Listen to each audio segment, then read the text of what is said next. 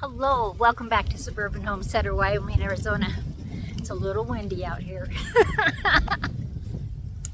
I'm in the community garden and I've been pulling garlics and garlics and garlics. My goal tonight is pull all the garlics, most of the walla wallas, and zucchinis. I have other things to harvest, but that's what I'm doing tonight.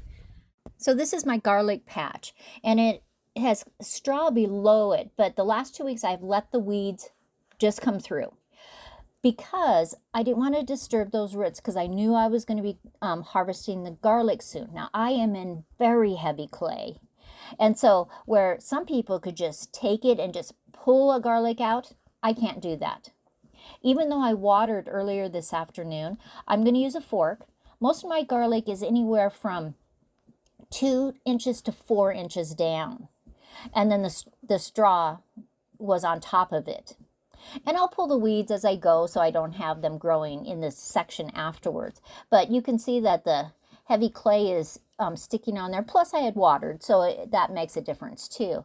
But they are great size garlics. I am extremely happy.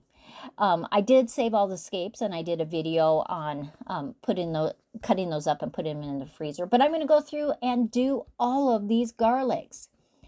Now, by the time I was done, I have about 100 garlics. But some of these are just huge. Now, the largest ones I will save, and those are the ones that I'll break apart and I will plant this fall. So I'm going to go over and get some zucchinis. Now, today I took 5 of them. There were more, but these were the largest ones, and they're a good size, and so I just took those. Now I'm in my walla walla patch. Now there are some weeds in this too, but I'm growing carrots in between my walla wallas, so I have to be careful on what I pull and what I don't pull.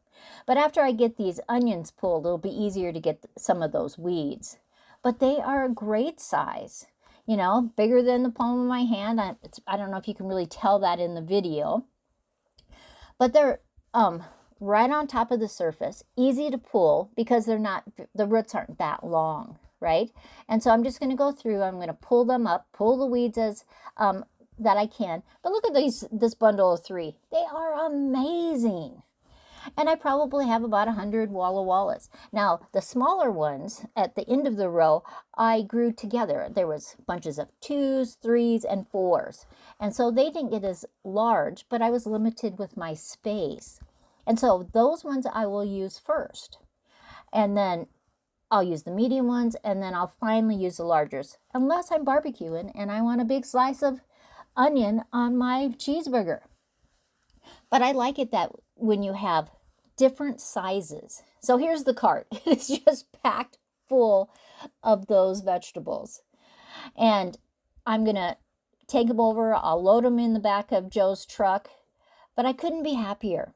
Just a great harvest. Now I do have other kinds of onions, but they're not quite ready.